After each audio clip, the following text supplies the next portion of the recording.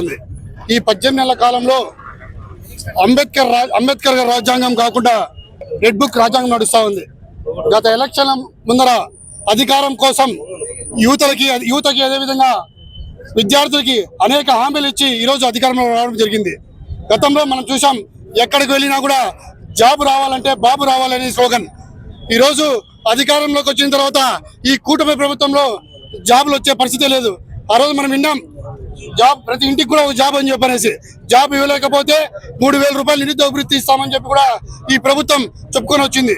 ప్రభుత్వం వచ్చిన వెంటనే ఈ కుటుంబ ప్రభుత్వంలో జాబులు వచ్చే పరిస్థితి లేకున్నప్పటికీ ఈ ఏదైతే 3,000 నిరుద్యోగ వృత్తి అని పూసే లేకుండా పోయింది. ఒకటే చెప్తూ ఉన్నాం, ఈ ప్రభుత్వానికి మీరు ఏదైతే హామీలు ఇచ్చారో ఆ హామీలు ప్రశ్నిస్తూ ఉంటే యువత కానీ విద్యార్థి కానీ వారిపైన అక్రమ కేసులు, అక్రమ అరెస్టులు చేస్తూ ఉన్నారు. దీనికంతా కూడా మేము చెల్లించలేదని చెప్పి తెలియజేస్తా ఉన్నాం.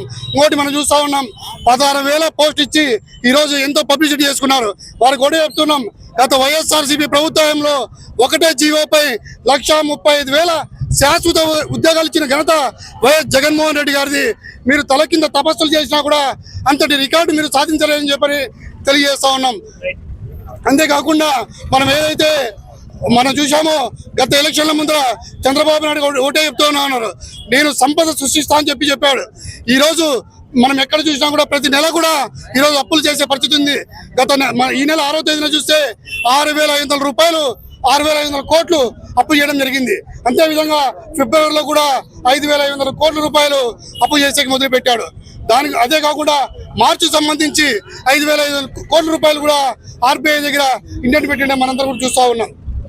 ఈ రోజు మనం చూస్తూ ఉంటే ఇది అప్పుల ప్రభుత్వంగా కనిపిస్తూ ఉంది. 19లో చూసాం, ప్రతి జనవరి 1వ తేదీన జాబ్ క్యాలెండర్ ప్రకటిస్తామని చెప్పని లోకేష్ గారు చెప్పారు. ఈరోజు జాబ్ క్యాలెండర్ కాదు కదా, అదేవిధంగా సంక్షేమ క్యాలెండర్ కాదు కదా, అప్పుల క్యాలెండర్గా ఈరోజు ఈ ప్రభుత్వం ప్రతి నెల కూడా చేస్తూ ఉంది అని చెప్పి తెలియజేస్తూ ఉన్నాం. ఈరోజు మన రోజు చూస్తూ ఉంటే విశాఖపట్నంలో ఏదైతే ఈ ప్రభుత్వానికి వ్యతిరేకంగా విద్యార్థులకి అదేవిధంగా ఎవరైతే యువజన విభాగం ఉన్నారో వాళ్ళకు అనుకూలంగా మాట్లాడారని చెప్పేసి విశాఖపట్నంలో యువజన విద్యార్థులపై రౌడీ షీట్ ఓపెన్ చేశారు కూడా. వాళ్ళందరికీ కూడా చెప్తున్నాం, ఈరోజు పోలీసు వారు, కొంతమంది పోలీసు వారు కాకి బట్టలు కాకుండా పచ్చ చొక్కాలు వేసుకొని ఈ ప్రభుత్వానికి అనుకూలంగా ప్రతిపక్షానికి వ్యతిరేకంగా పనిచేస్తూ ఉన్నారు. వారందరికీ కూడా చెప్తా ఉన్నాం, మీరు ప్రజల పక్షాన్ని నిలబడండి, ప్రభుత్వాన్ని కాదు అని చెప్పి తెలియజేస్తూ రాబోయే రోజుల్లో ఈరోజు ఏదైతే పిలుపు మేరకు సిపిఐ పిలుపు మేరకు మా వైఎస్ఆర్ కాంగ్రెస్ పార్టీ కూడా వాళ్ళకి మద్దతు ఇవ్వడం జరిపింది.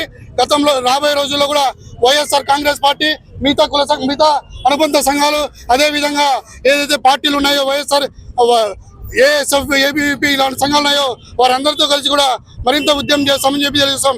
ఈ ప్రభుత్వానికి ఒకటే డిమాండ్ చేస్తున్నాం, ఈరోజు మీరు ఇచ్చినటువంటి ఏదైతే యువతకి సంబంధించి నిరుద్యోగులకి 20 లక్షల ఉద్యోగాలు నిరుద్యోగ వృత్తి అని చెప్పన్నారో, అందుకు సంబంధించి నిరుద్యోగులు 20 లక్షల మంది పైగా ఉన్నారు.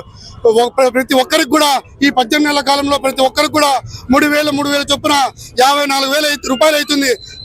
వెంటనే తక్షణమే ఆ 54,000 రూపాయలుగా వెంటనే ఇవ్వాలని చెప్పి తెలియజేస్తూ, ఎవరైతే విద్యార్థులు ఉన్నారో వారందరికీ కూడా ఫీజు రియంబర్స్మెంట్ బకాయిలు ఉన్నాయో 6,300 కోట్ల రూపాయలు ఆ వెంటనే చెల్లించాలని చెప్పి తెలియజేస్తున్నాం. అదేవిధంగా ఆ రౌడీ షీట్లో అక్రమంగా అరెస్ట్ చేసిన అక్రమంగా కేసు పెట్టారో వాళ్ళందరూ కూడా వెంటనే విరమించుకోకపోతే పెద్ద ఎత్తున నిరసన తెలియజేస్తామని చెప్పి తెలియజేస్తాం.